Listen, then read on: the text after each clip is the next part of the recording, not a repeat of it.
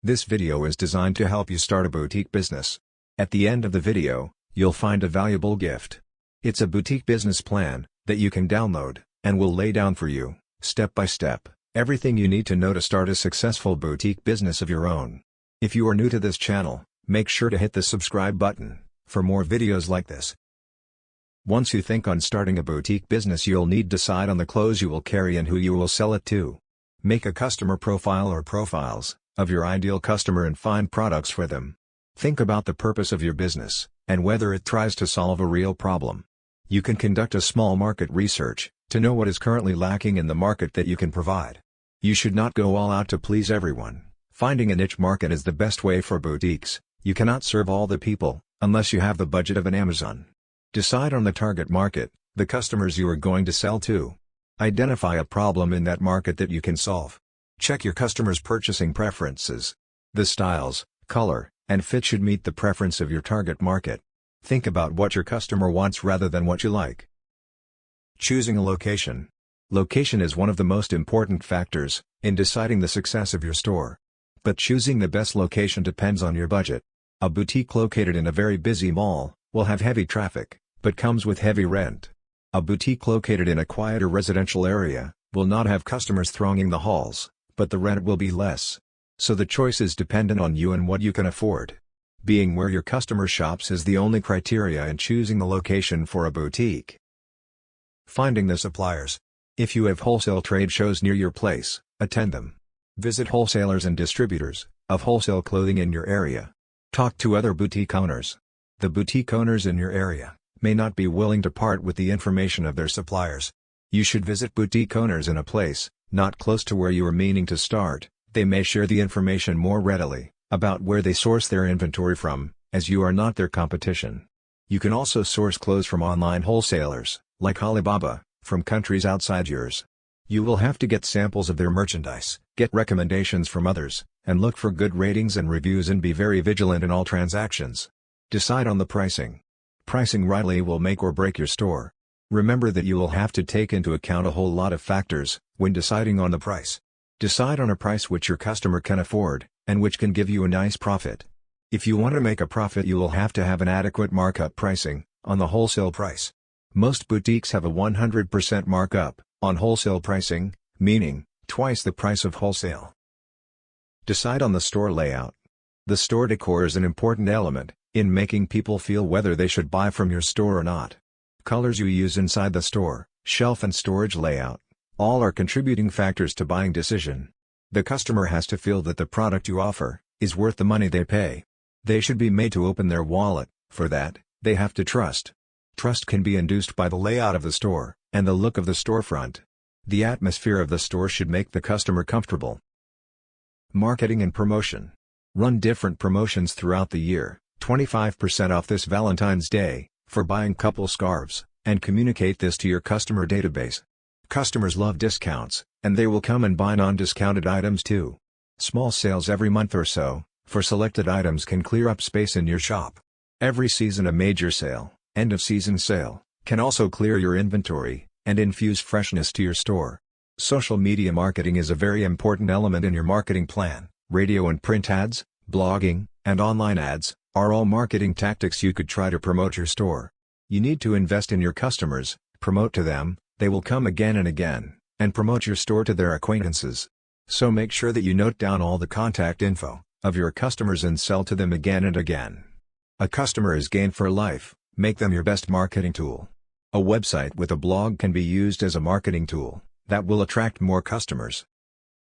Supply. You will need the following supplies when you start a boutique: scanner for barcode, computer, cash drawer, credit card processing machine, machine for printing barcode labels for the goods, phone, office furniture and supplies, printed stationery, like bills and receipts, hangers, dress forms, mannequins, bags, clothing labels.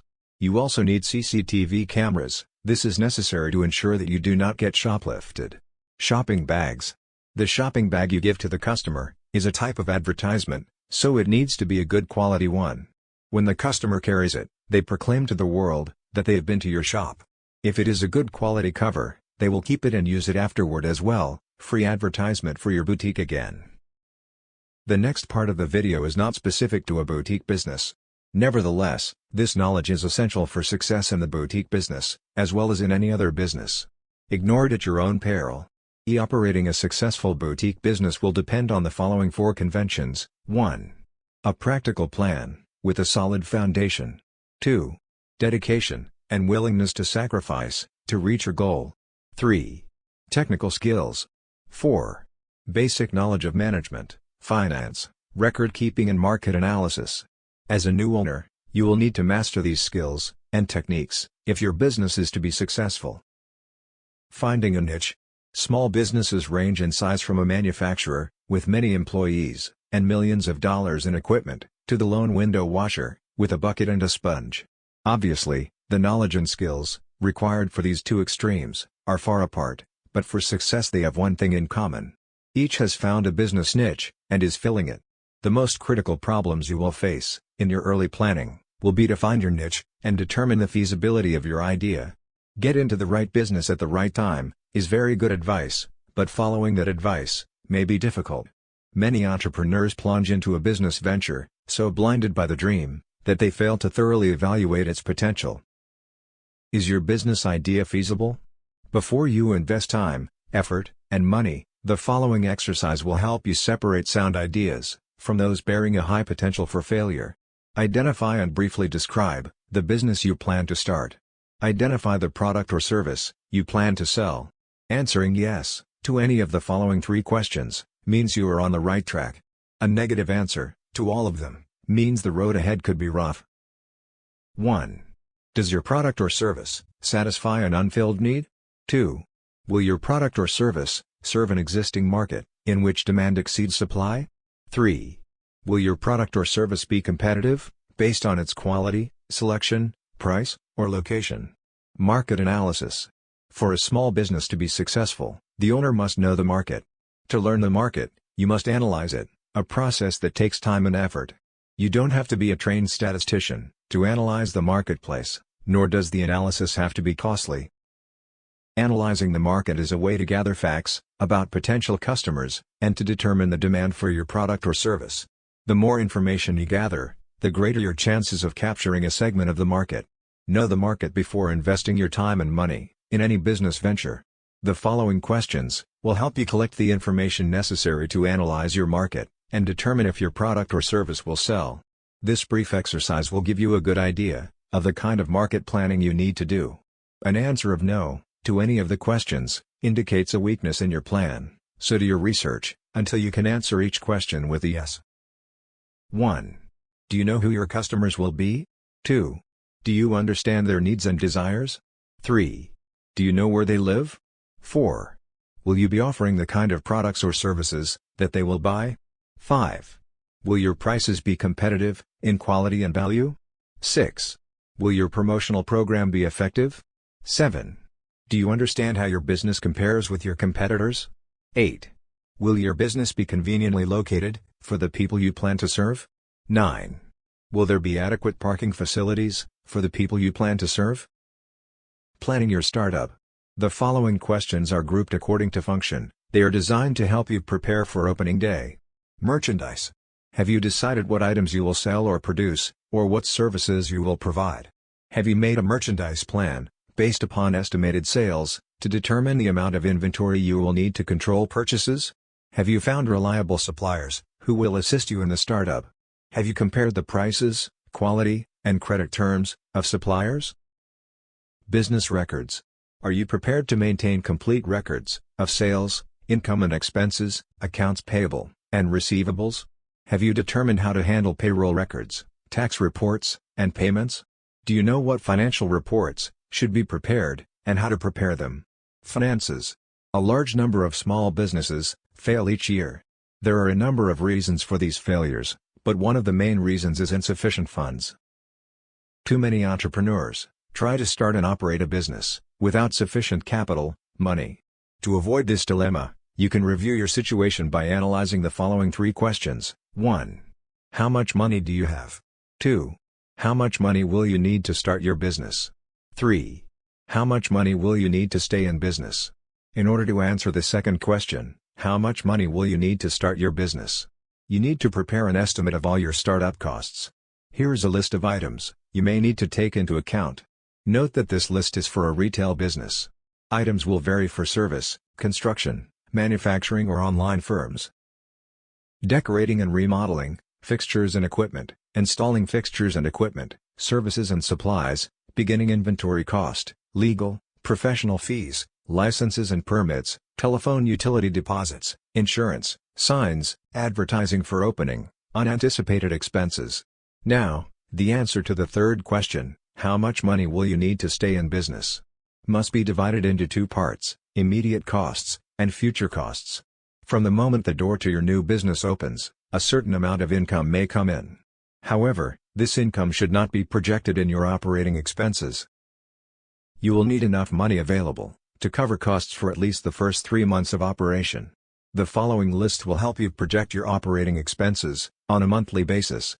Typical expenses for 1 month may include your living costs, employee wages, rent, advertising, supplies, utilities, insurance, taxes, maintenance, delivery, transportation, miscellaneous. Now sum up the total estimated monthly expenses and multiply it by 3. This is the amount of cash you will need to cover operating expenses for 3 months. Deposit this amount in a savings account before opening your business. Use it only for those purposes listed in the above list, because this money will ensure that you will be able to continue in business during the crucial early stages. By adding the total startup costs to the total expenses for 3 months, you can learn what the estimated costs will be to start and operate your business for 3 months.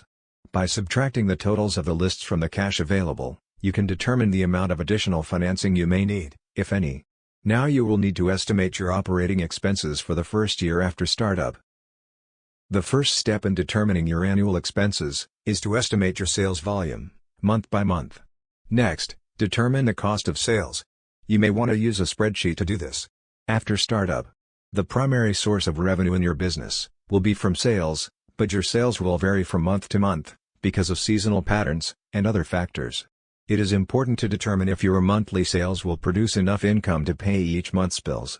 An estimated cash flow projection will show if the monthly cash balance is going to be subject to such factors as the following: failure to recognize seasonal trends, excessive cash taken from the business for living expenses, too rapid expansion, and slow collection of accounts if credit is extended to customers. Conclusion: if you have carefully answered all the questions in this video, you have seriously thought about your goal. However, there may be some things you may feel you need to know more about. Owning and running a boutique business is a continuous learning process. Research your idea, and do as much as you can yourself, but don't hesitate to seek help from people who can tell you what you need to know. As we conclude this video, it's time you get your free boutique business plan gift. Go to the description below this video to get it now. It is completely free, no strings attached. Thanks for watching.